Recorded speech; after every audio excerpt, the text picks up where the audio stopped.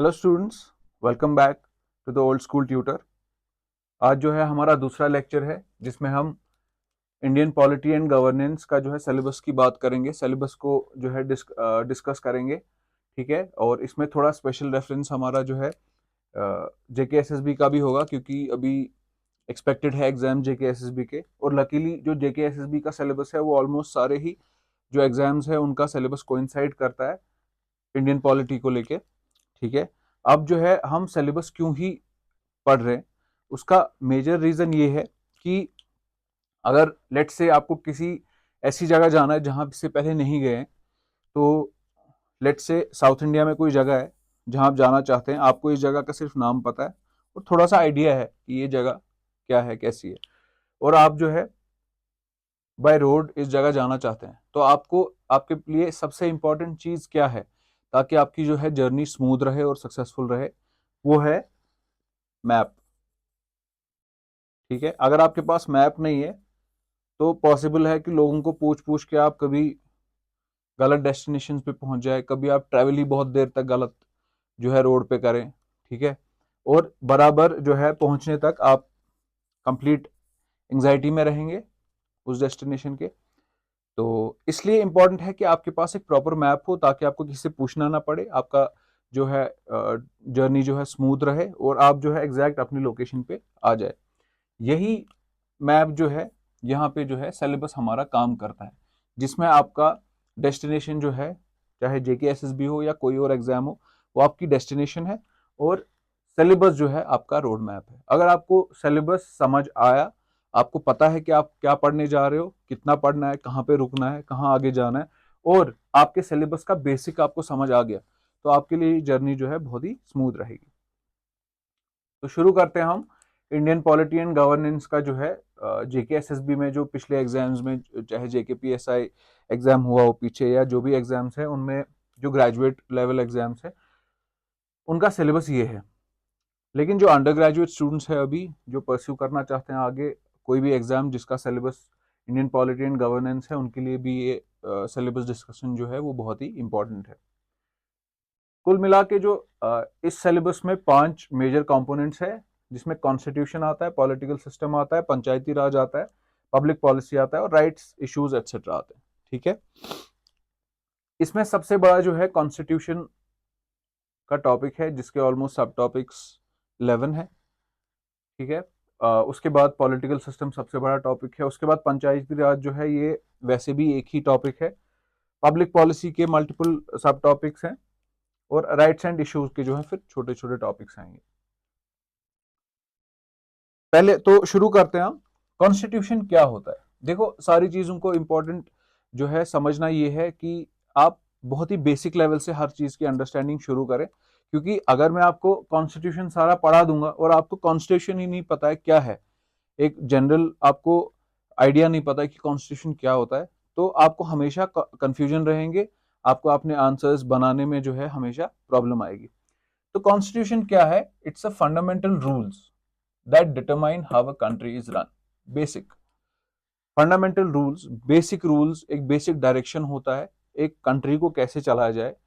उस set of rules को जो है, उन सेट ऑफ फंडामेंटल रूल्स को जो है उसको कॉन्स्टिट्यूशन बोलते हैं। ये वर्ड्स थोड़े और फैमिलियर बनाने के लिए जो है हम इनके जो हमारी लैंग्वेजेस में जो इनका मतलब है वो भी डिस्कस करते हैं।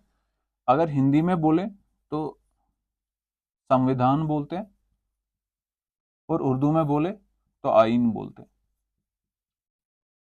ठीक है। उसके बाद है पॉलिटिकल सेटअप या पॉलिटिकल सिस्टम। इसमें हम डिस्कस करेंगे कि इंडिया का जो है ओवरऑल पॉलिटिकल सिस्टम क्या है। ये डेमोक्रेसी है, ऑटोक्रेसी है, एनार्की है, रिपब्लिक सिस्टम है यहाँ, या मोनार्की है। वो सारी चीजें जो है हम इस चैप्टर में डिस्कस करेंगे, ठीक है। कॉन्स्टिट्यूशन वाले चैप्टर में जो है हम शुरू करेंगे कि कॉन्स्टिट्यूशन शुरू कहाँ से हुआ, which goes back to the 17th century, और आते आते जो है अभी तक अमेंडमेंट्स को लेके अभी तक कॉन्स्टिट्यूशन का एवोल्यूशन हो रहा है।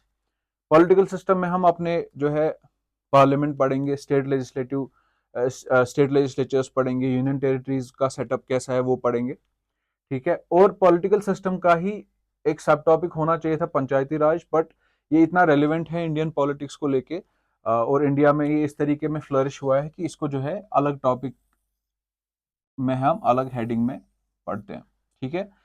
तो फिर से हम देखेंगे पंचायती राज है क्या। इसका जो सबसे ज्यादा फोकस पंचायती राज पे शुरुआती से जो है गांधी जी ने किया था, ठीक है। वो लोकल सेल्फ गवर्नमेंट पे बहुत ज्यादा बिलीव करते थे। तो पहले हम देखते हैं है क्या Panchayati Raj. It's a three tier structure of administration for rural development.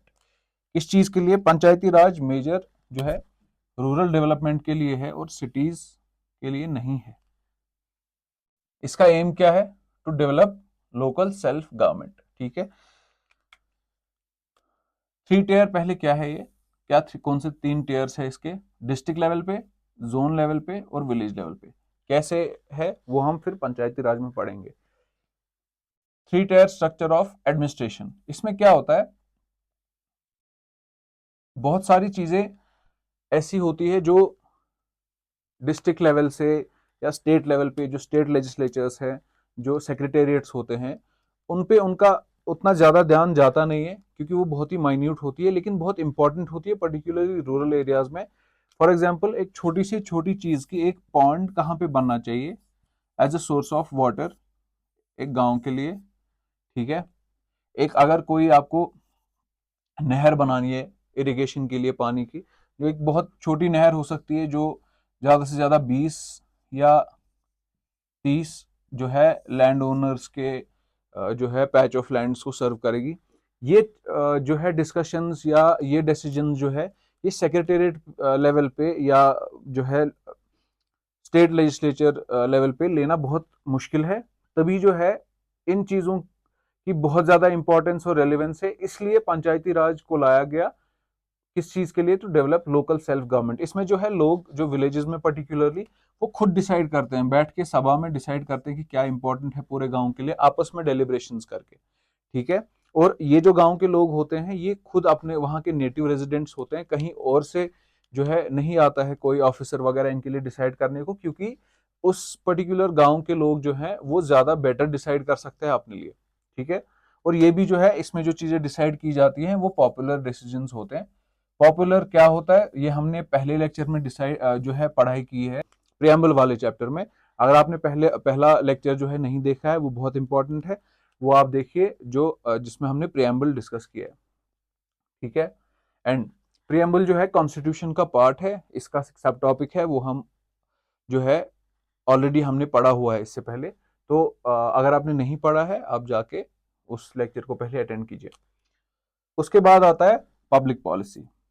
Public policy नाम में ही जो है ये खुद को डिस्क्राइब करता है, लोगों के लिए जो है गवर्नमेंट को क्या पॉलिसीज बनानी है, ठीक है। It is a framework of laws, regulations and actions for the government, ठीक है। पब्लिक पॉलिसी जो है ये फ्रेमवर्क है किस चीज का? लॉज का, रेगुलेशंस का और एक्शंस का। किसके लिए? गवर्नमेंट के लिए। टू एड्रेस, गवर्नमेंट क्या करेगी इन रूल्स, रेगुलेशंस और एक्शंस का? वो एड्रेस करेंगी सोशल, समाजी, political, economic and other relevant issues of the country या for the people of the country, ठीक है। हो गया चौथा टॉपिक। और उसके बाद पांचवा टॉपिक आता है about the rights, issues etcetera. ये अलग अलग इश्यूज जो है with respect to the Indian polity जो अभी चल रहे हैं कंट्री में या अभी रिसेंट पास में हुए हैं या ऑल टुगेदर जो इम्पोर्टेंट है वो इनमें हम डिस्कस करेंगे। इम्पोर्टेंट जो है पहले 4 है और इसके भी कुछ सब टॉपिक्स रहेंगे।